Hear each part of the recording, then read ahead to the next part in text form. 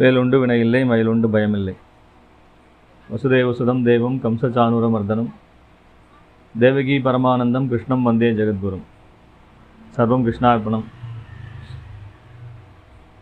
போன வீடியோவில் திதிசூன்ய ராசியா அல்லது ராசி சூன்ய திதியா அப்படிங்கிற மாதிரி ஒரு கேள்வியை சொல்லி எது உண்மை எது பொய்ங்கிறத விளக்கியிருந்தோம்.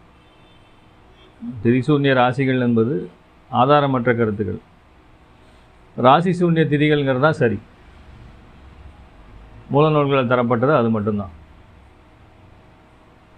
அது ஒரு லிஸ்ட்டு எடுத்து வச்சுருக்கேங்க. அதாவது குறிப்பிட்ட ராசிக்காரர்கள் எந்த திதியை விளக்க வேண்டும்.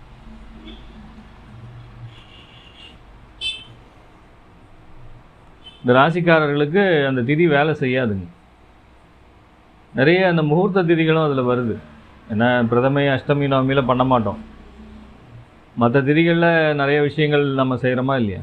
நல்ல காரியங்கள் செய்கிறோம், முக்கியமான விஷயங்களை ஆரம்பிக்கிறோம். வாழ்க்கையில் முக்கியமாக நிறைய விஷயங்கள் வரும். சின்ன வயசில் பள்ளிக்கூடத்தில் சேர்றதுலேருந்து வேலையில் போய் ஜாயின் பண்ணுறது, படிப்பில் போய் ஜாயின் பண்ணுறது, கல்லூரியில் ஜாயின் பண்ணுறது, ஒரு மருத்துவத்துக்காக சிகிச்சைக்காக போகிறது, அந்த மாதிரி விஷயங்கள் நிறைய இருக்குது. இந்த மாதிரி முக்கியமான விஷயங்கள் எதுவாக இருந்தாலும் சரி, இந்தந்த ராசிக்காரர்கள் என்ன பண்ணணுங்க, திதிகளை கட்டாயம் விளக்க வேண்டும். வளர்பிறை தேய்பிறை ரெண்டுக்குமே இது பொது. வளர்பிறை திதியாக இருந்தாலும் தேய்பிறை திதியாக இருந்தாலும் இது அப்போ மாதத்தில் 2 சைக்கிள் வந்துடும். வளர்பிறைக்கு ஒரு சைக்கிளும் தேய்பிறைக்கு ஒரு சைக்கிளும் வந்துடும். உதாரணத்துக்கு மேஷராசிக்காரர்கள் விளக்க வேண்டியது சஷ்டி திதி. சஷ்டியில் விரதம் இருந்துருங்க. அப்போ அந்த திதியை விளக்கணும்னா என்ன பண்ணிடணுங்க, விரதம் இருந்துட்டு அக்காடான வீட்டில் படுத்து கிடக்கணும். எங்கேயும் வெளியே போகக்கூடாது, எந்த வேலையும் செய்யக்கூடாது. முக்கியமான விஷயங்களை சஷ்டியில் அவாய்ட் பண்ணிடுங்க. இல்லை நான் பண்ணி தான் பார்ப்பேன்னா தாராளமாக பண்ணி பாருங்கள். அது இப்போ எங்கே போய் முடியுது, எங்கே கொண்டு போய் விடுதுங்கிறத தெரிஞ்சுக்கலாம். அடுத்து ரிஷபராசிக்காரர்கள் சதுர்த்தி திதியும் திரையோதசி திதியும். சதுர்த்திங்கிறது 4வது திதி, திரையோதசிங்கிறது 13வது நாள், பிரதோஷம் கொண்டாடுறோமா இல்லை பிரதோஷம் பண்ணுற நாள். இந்த 2 திதிகளையும் ரிஷபராசிக்காரர்கள் கட்டாயம் அவாய்ட் பண்ணியே ஆகணும். சங்கட சதுர்த்தி விரதம் இருந்துக்கோங்க. அதே போல் பிரதோஷத்துக்கு ஈஸ்வரனை போய் பாருங்கள். அன்றைக்கி வேறு முக்கியமான காரியங்கள் பண்ணாதீங்க. அதனால தான் அந்த காலத்தில் விரதங்கள் அனுஷ்டிக்கப்பட வேண்டிய முறைகள் எல்லாம் சொல்லியிருக்கிறாங்க.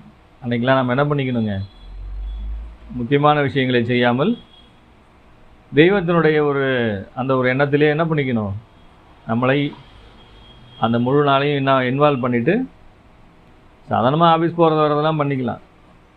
இதில் கான்ட்ராக்டில் கையெழுத்து போடுறது, முக்கியமான முடிவுகளை எடுப்பது, பணம் கொடுப்பது வாங்குவது, இந்த மாதிரி மருத்துவத்திற்காக மருத்துவமனைக்கு போவது, அட்மிட் ஆகிறதுலாம். சாதாரணமாக தலைவலி காய்ச்சலுக்கெல்லாம் நீங்கள் என்றைக்கு வேணால் போகலாம். அதெல்லாம் அன்றைக்கெலாம் பார்த்துட்டு இருக்கக்கூடாது. முக்கியமாக வர சொல்கிறாங்க, அட்மிட் ஆகணுங்கிறாங்க, அந்த மாதிரி நாள். ஒரு பிரசவத்துக்காக ஒரு பொண்ணை கொண்டு போய் அட்மிட் பண்ணுறதுக்கு நாம் இதை பார்த்துட்டு பண்ணால் நல்லதா? பார்க்காம கொண்டு போய் பண்ணிவிட்டு அது கிரிட்டிக்கல் ஆகி நிறைய வேதனைகள் கஷ்டங்களை எல்லாம் அனுபவிக்கிறதுக்கு பதிலாக இந்த மாதிரி தெரிஞ்சுக்கலாம். அடுத்தது மிதுனராசிக்காரர்கள். மிதுனராசி நேயர்களே, நீங்கள் விளக்க வேண்டிய திதி பஞ்சமி, அஷ்டமி மற்றும் சதுர்தசி. இந்த பஞ்சமி, அஷ்டமி மற்றும் சதுர்தசி கன்னிராசிக்கும் இதே தான், புதனுடைய 2 வீட்டுக்கும் இதே தான், மிதுனத்துக்கும் இதே தான். ஏன்னா இங்கே 2வது சொல்கிறதுக்கு ஈஸியாக இருக்கும், அதுக்காக சொல்கிறேன், வேற ஒன்றும் இல்லை. மிதுனம் மற்றும் கன்னிராசி நேயர்கள் விளக்க வேண்டிய திதிகள் பஞ்சமி, அஷ்டமி மற்றும் சதுர்தசி திதிகளை அவாய்ட் பண்ணிக்கணும். அஷ்டமியில் பொதுவாக எதுவும் பண்ண மாட்டோம். அந்த பஞ்சமியில் நிறைய நல்ல காரியங்கள் நிறைய வருது, சதுர்தசியில் பண்ணுறாங்க. அதனால் அதை 2யுமே கண்டிப்பாக நீங்கள் என்ன பண்ணணுங்க, அவாய்ட் பண்ணணும். கடகராசிக்காரர்களுக்கு சப்தமி திதி மட்டும்தான். மேஷத்துக்கு சஷ்டி மட்டும் சொன்னோம், கடகத்துக்கு சப்தமி மட்டும்தான். இதை நீங்கள் அவாய்ட் பண்ணிக்கோங்க. கன்னி ஏற்கனவே சொல்லிட்டோம். அதாவது சிம்ம ராசிக்காரர்கள், அதாவது இருக்கிறதுலே அதிகமான அந்த பாதிப்பான திதிகளை கொண்ட ராசி சிம்ம ராசி தான். சிம்ம ராசிக்காரர்கள்லாம் ரொம்ப உஷாராக இருக்கணும் வாழ்க்கையில். அது சூரியனுடைய வீடுங்கிறது அளவோ என்னவோ அதுக்கு வந்து அதிகமான திதிகள் பாதிப்புகளை தருவதாக இருக்கிறது. முதல்ல சஷ்டி திதி, மேஷத்துக்கு சொன்ன மாதிரி இங்கேயும் சஷ்டி திதியை அவாய்ட் பண்ணிக்கணும். நவமி தசமி ஆகிய 2 திதிகளும் இங்கே வருது. நவமியில் யாரும் பெருசாக பண்ணுறதில்ல, ஆனால் தசமியில் அதாவது திருதியை 3ஆம் பிறையும் இதில் வந்துடுது. அதனால் 3ஆம் பிறை, 6வது பிறை, 9, 10, திருதியை, சஷ்டி, நவமி, தசமி, இந்த 4 திதிகளுமே சிம்மராசியை டச் பண்ணுது. சிம்மராசியை டச் பண்ணுதுன்னா என்ன அர்த்தம்? இந்த சிம்ம ராசியிலே பிறந்தவர்கள் இந்த 4 திதிகளையும் அவாய்ட் பண்ணணும். இந்த வீடியோவோட கடைசியில் ஒரு லிஸ்ட்டாக கொடுத்துட்றேன், அதை அப்படியே பார்த்துக்கோங்க, ஸ்க்ரால் பண்ணி எழுதி வச்சுக்கோங்க. கன்னி சொல்லிட்டோம். அடுத்து துலா ராசிக்காரர்கள் பிரதமை மற்றும் துவாதசி திதிகளை அவாய்ட் பண்ணணும். பிரதமை திதியும் பிரதமையில் வருமானம் பண்ண மாட்டாங்க, ஒன்றும் அமாவாசை முடிஞ்சு ஒன்றும் பண்ண மாட்டாங்க. பௌர்ணமி முடிஞ்சும் அதை வந்து ஆக்சுவலாக பௌர்ணமி முடிஞ்சு வர திதி பெரிய பாதிப்புகளை தராது. நிறைய கும்பாபிஷேகங்கள்லாம் நடத்துறதை நம்ம பார்க்கலாம். கோயில் சம்மந்தப்பட்ட விஷயங்கள் நிறைய விஷயங்கள், பவகரணம் வருதா இல்லையா, பவம் பாலவகரணம், அதில் வந்து ரொம்ப சிறப்பான விஷயங்கள் நிறைய வருது. அதனால் மொத்தத்தில் பிரதமை வந்து வளர்பிறையோ தேய்பிறையோ துளாராசிக்காரர்கள் அவாய்ட் பண்ணிடணும். துவாதசி 12வது நாள், ஏகாதசிக்கு அடுத்த நாள் துவாதசி, அதையும் நீங்கள் என்ன பண்ணுங்கள், துளாராசிக்காரர்கள் அவாய்ட் பண்ணுங்கள். பிரதமையில் யாரும் முகூர்த்தம் குறிக்க மாட்டாங்கன்னா துவாதசியில் மாட்டிக்குவாங்க. அதில் போய் ஏதாவது முகூர்த்தம் குறித்து நல்லது கெட்டது உங்கள் கல்யாண நாள்லாம் எடுத்து செக் பண்ணி பார்த்துக்கோங்க. தெரிஞ்சோ தெரியாமலோ அதில் வைக்கப்பட்டிருந்தால் மாட்டிக்கிட்டோங்கிறத முடிவு பண்ணிக்கோங்க. விருச்சிக ராசிக்காரர்கள் நவமி மற்றும் தசமி திதி, முன்ன சொன்ன மாதிரி இந்த நவமி திதி சிம்மத்தை அதிகமாக பாதிக்குதுன்னு சொன்னோம். விருச்சிகத்தையும் இது பாதிக்குது. விருச்சிகத்திலே பிறந்தவர்கள் எக்காரணம் கொண்டும் நவமியில் யாரும் பண்ண போகிறதில்ல. அஷ்டமி நவமி பொதுவாகவே நம்ம அவாய்ட் பண்ணுறோமா இல்லையா? இது ஏன் வந்து அஷ்டமி நவமி அவாய்ட் பண்ணுறது வந்ததுங்கிறதுக்கு இதெல்லாம் ஒரு காரணம், அதை பார்த்துக்கோங்க. தசமி திதி, நவமி திதியும் தசமி திதியும், அதனால் முக்கியமான காரியம் பண்ணுறேன்னு விஜயதசமி அன்றைக்கி எதுவும் பண்ணிடாதீங்க. எல்லாருக்குமே அது நல்லது பண்ணால் விருச்சிக ராசிக்காரனுக்கு என்ன பண்ணுதுங்க, விருச்சிகத்துக்கும் சிம்மத்துக்கும் மாட்ட விட்டுரும். விஜயதசமியில் கொண்டு போய் நான் குழந்தைக்கு அட்மிஷன் போடுறேன்னு போட்டுறாதீங்க. இது முக்கியமாக வந்து நீங்கள் பார்த்துக்க வேண்டிய விஷயம். சிம்மராசிக்காரர்கள் மற்றும் விருச்சிக ராசிக்காரர்கள் அந்த குழந்தைகளை விஜயதசமியில் அட்மிஷன் போடக்கூடாது. கடைசி வரைக்கும் அவங்களுக்கு தொந்தரவாகவே இருக்கும், அதை பார்த்துக்கோங்க. அடுத்தது தனுசு. தனுசு மற்றும் மீனமும் அதிலே சேர்த்திக்கலாம். 2 புதன் வீடின்னு சொல்லிட்டோம், 2 குரு வீடின்னு சொல்லிடலாம். அப்போ அந்த குரு வீடு 2க்குமே தனுசு மற்றும் மீனராசிக்கு துதியை 2ஆம் பிறை, பிரதமைக்கு அடுத்த நாள் துதியை சொல்கிறோமா இல்லையா, அந்த துதியை ஏகாதசி அன்றைக்கி பண்ணக்கூடாது. அதே போல் சதுர்தசி 4 மூலையும் வரும்னு ஏற்கனவே சொல்லியிருந்தோம். அதனால் நாம் இத்தனை நாள் பார்த்துட்டு வந்தது தலைகீழ பார்த்துட்டு இருந்தோம். சதுர்தசியில் பிறந்தவங்களுக்கு தனுசு ராசி சூன்யம் ஆகிடும் அப்படின்னு லக்னத்துக்கு அது என்ன பாவமாக வருதுன்னு பார்த்து அவ்வளோதான் போச்சுன்னு சொல்லிகிட்டு இருந்தோம். அது கிடையாது. அதனால் திதி சூன்யம் என்பதே தவறான வார்த்தை. அந்த திதிக்கு சூன்யம் அடையக்கூடிய ராசிகள் என்பது தான் சரியான வார்த்தை. ராசி சூன்யங்கிறது தான் கரெக்டு. அதனால் நீங்கள் என்ன பண்ணுங்கள், இந்த ராசியிலே பிறந்த தனுசு ராசி மற்றும் மீன ராசியிலே பிறந்தவர்கள் துதியை திதி, ஏகாதசி திதி, சதுர்தசி திதியை அவாய்ட் பண்ணணும். அடுத்தது மகர ராசிக்காரர்கள் திருதியை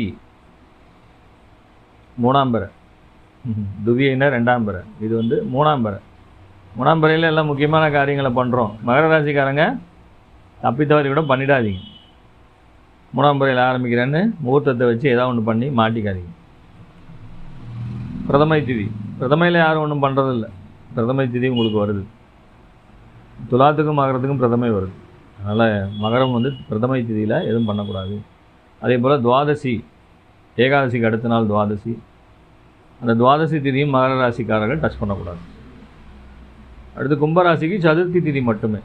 சதுர்த்தி திதியில் சங்கடக சதுர்த்தி விரதம் இருக்கும். ரிஷபத்துக்கு சொன்ன மாதிரி கும்பத்துலையும் என்ன பண்ணிவிடுங்க, ரிஷபத்துக்காக 2 திதி வருது, திரையோதசி கலந்து வருது. ஆனால் கும்பத்துக்கு சதுர்த்தி மட்டும்தான் வருது. இதில் தப்பிச்சுக்கிட்டவங்க 3 ராசிக்காரங்க, அதாவது மேஷராசி, கடகராசி, கும்பராசி. இவங்களுக்கெல்லாம் ஒரு திதி மட்டும்தான் விளக்கலாக வருது. அப்போ அந்த திதி என்னங்கிறத தெரிஞ்சுக்கிட்டு அதை மட்டும் வளர்பிறை தேய்பிறையில் மேஷத்துக்கு சஷ்டி, கடகத்துக்கு சப்தமி, கும்பத்துக்கு சதுர்த்தி, இதை விளக்கிட்டால் போதும். அடுத்து 2 திதி வர்றவங்க யாருன்னு பார்த்தா ரிஷபம். ரிஷபத்துக்கு சதுர்த்தியும் திரையோதசியும் வருது. அதுக்கப்புறம் பார்த்தீங்கன்னா துலாத்துக்கு பிரதமையும் துவாதசியும் வருது. விருச்சிகத்துக்கு நவமி தசமி சொல்லியிருக்கோம். இந்த 3 ராசிக்காரர்களும் 2 திதி. இப்போ 2 நாளை நீங்கள் வந்து அவாய்ட் பண்ணணும். அடுத்து மிதுனத்துக்கும் கன்னிக்கும் 3 திதி சொன்னோம். அவங்க 3 திதியில் மாட்டிக்கிறாங்க. பஞ்சமி, அஷ்டமி மற்றும் சதுர்தசி. அதே போல் தனுசு மீனமும் 3 மாட்டிக்கிறாங்க. தனுசு துதியை, ஏகாதசி, சதுர்தசி. அதே போல் மீனமும் அதே திதிகளில் அவாய்ட் பண்ணணும். அப்போ இந்த 4 உபயராசிக்காரர்களும் என்ன பண்ணிக்கணுங்க, 3 திதிகளில் மாட்டிக்கிறாங்க. பார்த்து ஜாக்கிரதையாக இருங்க. கடைசியாக இருக்கிற சூப்பர் ஸ்டார் வந்து சிம்ம ராசிக்காரங்க தான். அதே போல் ஆமாம், மகரத்துக்கு 3 திதி வருதுங்க. தனுசு மீனம் வர்ற மாதிரி மகரமும் இங்கே என்ன வருதுங்க, திருதியை, பிரதமை, அதான் பிரதமை, திருதியை மற்றும் துவாதசி சொன்னோம். 3 திதி வருது. சூப்பர் ஸ்டார் வந்து சிம்ம ராசிக்காரங்க தான். அவங்க விளக்க வேண்டிய திதி சஷ்டி, நவமி, தசமி மற்றும் திருதியை திதி. திருதியை, சஷ்டி, நவமி, தசமி திதிகளை சிம்மராசிக்காரர்கள் அவாய்ட் பண்ணணும். இந்த ராசியில் பிறந்தவர்கள் இதெல்லாம் நோட் பண்ணி வச்சுக்கோங்க.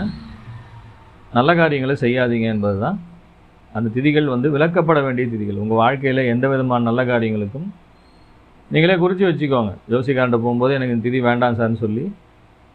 ஏன்னா இதை பற்றின அவேர்னஸ் வந்து பெரும்பாலான ஜோதிடர்கிட்ட இல்லை. எல்லாமே தப்பான கற்பிதங்கள் தான் எல்லார்ட்டுமே இருக்குது. எல்லாமே என்ன பண்ணிக்கிறாங்க, திதிசூன்ய ராசிகள்னு சொல்லி ராசிகளை அவாய்ட் பண்ணிட்டு வராங்க. ராசிகளை அவாய்ட் பண்ணக்கூடாது, திதிகளை தான் அவாய்ட் பண்ணணும். நல்லது கெட்டது செய்கிறதுக்கு எந்த திதியை பயன்படுத்துறது அப்படிங்கிறது இதன் மூலமாக ஒரு விழிப்புணர்வாக எடுத்துக்கொண்டு நமது வாடிக்கையாளர்கள் இதை பயன்படுத்தி வாழ்க்கையிலே வெற்றி காணுங்கள் என்பதை இந்த நேரத்தில் கேட்டுக்கொள்கிறேன். பின்னாடியே நான் அந்த லிஸ்ட்டை வந்து உங்களுக்கு டிஸ்பிளேயில் போடுறேன். அதனால் சொல்ல எழுத முடியாதவங்க அந்த டிஸ்பிளேவை பார்த்து என்ன பண்ணிக்கோங்க, எழுதி வச்சுக்கோங்க. வாழ்க்கையிலே வெற்றி அடையுங்கள் என்பதை கூறி சர்வே ஜனா சுகினோ பவந்து. சர்வம் கிருஷ்ணார்ப்பணம்.